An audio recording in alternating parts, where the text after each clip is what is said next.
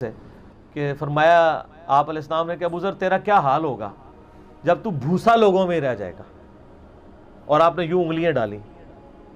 اور ابو ذر غفاری کا انتقال 32 ہجری میں ہوا ہے حضرت عثمان کے دور میں.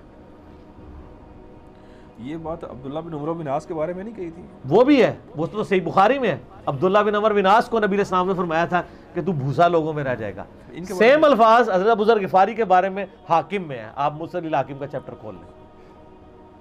وہ تو یزید کے دور تک گئے تھے نا، یہ حضرت عثمان غنی کے دور میں فوت ہوئے ہیں. انہیں حضرت عثمان غنی برے نہیں تھے نعوذ باللہ، یعنی ان کے دور میں عیاشی کا لیول لوگوں کا یہ ہو گیا تھا. تو یہ یعنی اس میں پھر حدیث میں الفاظ ہیں نبی علیہ السلام سے، پھر انہوں نے کہا یا رسول اللہ میں کیا کروں، تلوار اٹھا لوں؟ آپ فرمایا صبر کرنا اور اپنی زبان سے تم حق بات کی تلقین کرتے رہنا.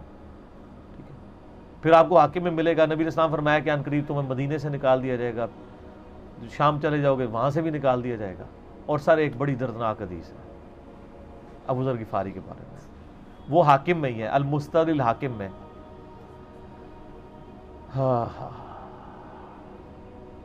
غزوہ تبوک آپ کو پتا ہے ایک ایسا غزوہ تھا جس میں جو شرکت نہیں کرے گا وہ منافق ڈکلیئر ہوگا. قرآن میں فتویٰ آ گیا تھا. اس سے پہلے کبھی نفیر عام نہیں تھی. یہ پہلا اور آخری موقع تھا، کیونکہ رومن امپائر سے ٹکرانا تھا. سپر پاور تھی دنیا کی، 1.5 لاکھ کی فوج لے کے کیسرے روم بارڈر پہ آ گیا تھا عرب کے.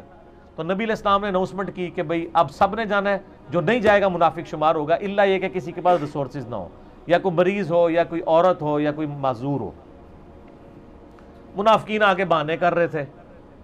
کچھ سادہ لوگ مسلمان بھی اس کا حصہ بن گئے. بخاری مسلم میں 3 اصحاب کی توبہ کا واقعہ بھی موجود ہے، وہ بھی میری ویڈیو ریکارڈڈ ہے.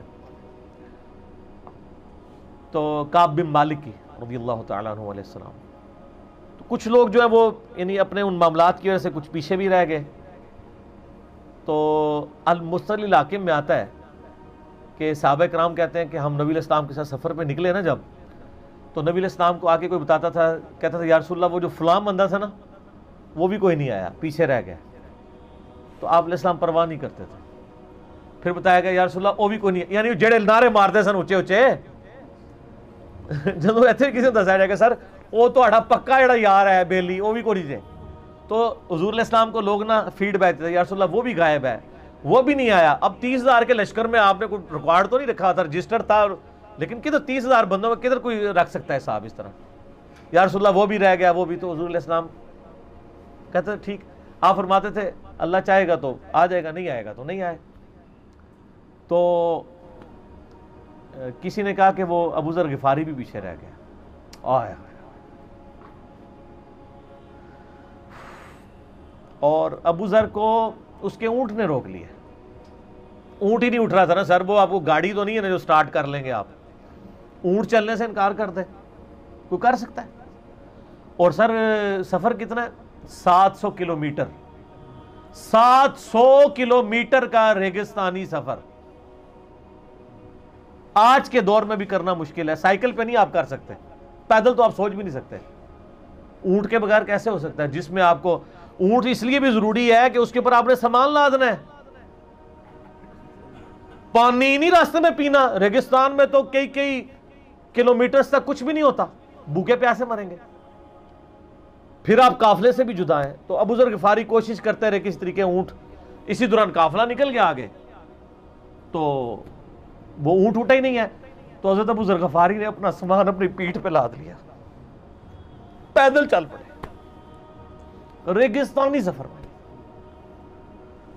حاکم کی روایت ہے کہ ہم نے دیکھا دور سے ایک اکیلا شخص آ رہا ہے جس کی پیٹھ کے اوپر بورا لدا ہوا ہے. تو نبی علیہ السلام کی آپ محبت دیکھیں، آپ نے فرمایا کہ تو ابو ذر ہو جا، یعنی جو آنے والا شخص ہے تو ابو ذر ہو. یعنی حضور نے خواہش کا اظہار کیا. آپ کو نظر تو نہیں آ رہا تھا یہ کون آ رہا ہے، آپ کی محبت، آپ کو پتا تھا ابو ذر غفاری نہیں رہ سکتا پیچھے. تو صحابہ کہتے ہیں آپ نے فرمایا تو ابو ذر ہو جا. تو صحابہ کہتے ہیں تھوڑی دیر بعد جب وہ قریب آئے تو ہم نے پہچان لیا ابو ذر غفاری ہیں. تو جب ہم نے پہچان لیا نا تو حضور علیہ السلام نے ان کے پہنچنے سے پہلے آپ نے فرمایا ابو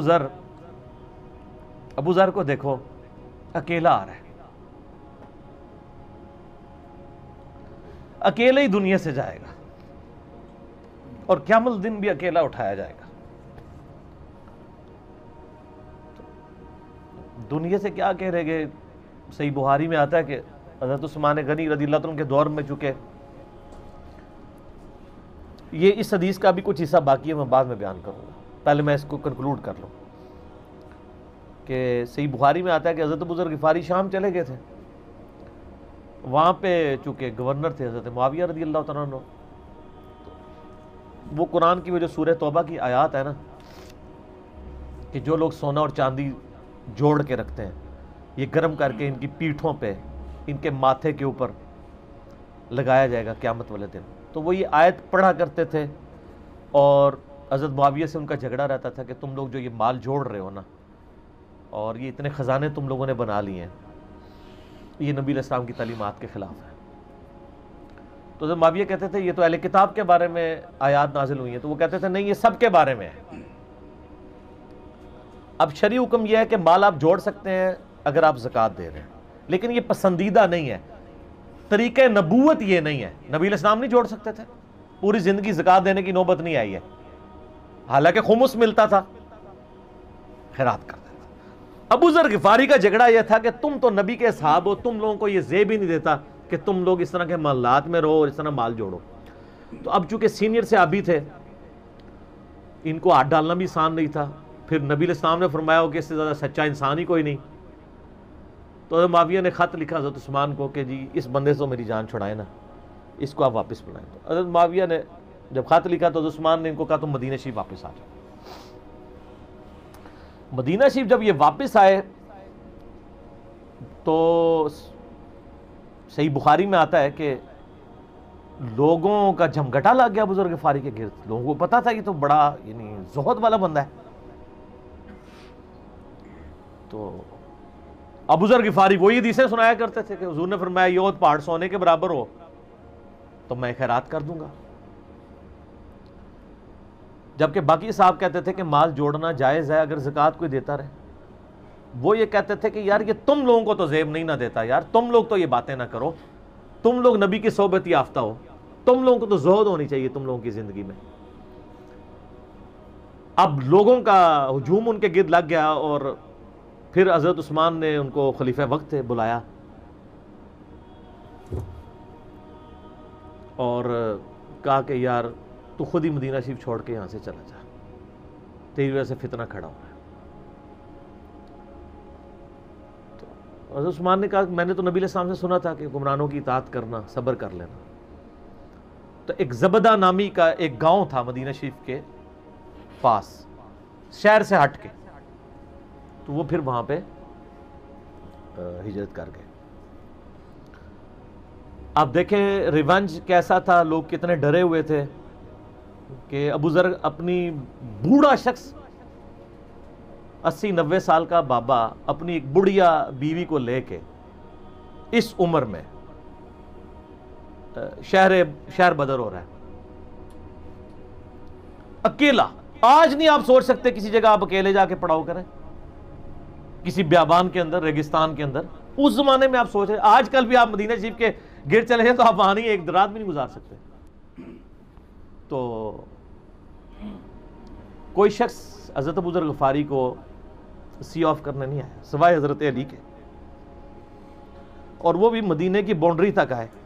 ان کو پتا تھا ان کے سٹانس کے بارے میں، اور حضرت علی نے ان کو جب سی آف کیا تو کہا کہ میں چونکہ حکمران وقت کی اطاعت کا پابند ہوں، میں مدینہ کی باؤنڈری سے باہر نہیں جاؤں گا.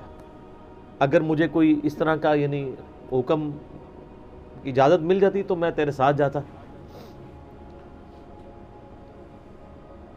ایران والوں نے حضرت علی علیہ السلام کے زندگی کے آخری 10 سال کے اوپر ایک فلم بنائی ہے، امام علی علیہ السلام. اس میں ابو ذر غفاری کے سارے واقعات انہوں نے فلمائے ہیں سر، دیکھنے والے. جب مولا علی چھوڑنے آتے ہیں، پھر جو ان کی ڈیبیٹس ہوتی ہیں مدینہ شریف میں لوگوں کے ساتھ، وہ ساری انہوں نے ویڈیو میں فلما دی. پھر یہ چلے گئے وہاں پہ رہنا شروع ہو گئے. اب اس حدیث کی طرف واپس آ جائیں جو فرمایا آپ علیہ السلام نے اکیلے ہی مرے گا. تو ابو ذر غفاری، اس حاکم کی روایت میں آتا ہے ابو ذر غفاری کی موت کا وقت قریب آ گیا، صرف بیوی ہے پاس. بیوی نے رونا شروع کر دیا کہ حضرت آپ فوت ہو گئے، آپ کو کفن کون دے گا، آپ کو غسل کون دے گا، آپ کو دفنائے گا کون، میں عورت ذات کیا کر سکتی ہوں. حضرت ابو ذر نے کہا کہ نبی علیہ السلام سے میں نے سنا تھا کہ تو اکیلا مرے گا، پھر مسلمانوں کا ایک قافلہ وہاں سے گزرے گا جو تجھے کفن دے کے دفنائے گا اور جنازہ بھی پڑھے گا. تو نے فکر نہیں کرنی، جب میں مر جاؤں تو میری لاش کو چوراہے پہ رکھ دینا، گزرگاہ پہ، جو یعنی مدینہ کی طرف راستہ آتا تھا گاؤں ایریا سے گزر کے. اللہ میرا بندوبست کر دے گا. وہی ہوا کہ ان کے مرنے کے بعد مسلمانوں کا ایک قافلہ دور سے آ رہا تھا. تو اسی مستدل حاکم کی حدیث میں آتا ہے کہ سر قافلہ بھی سنے پھر کون ہے، عبداللہ ابن مسعود رضی اللہ عنہ. ابو ذر غفاری بھی زہد کے امام، ابن مسعود بھی زہد کے امام، ابو درداء بھی زہد کے امام.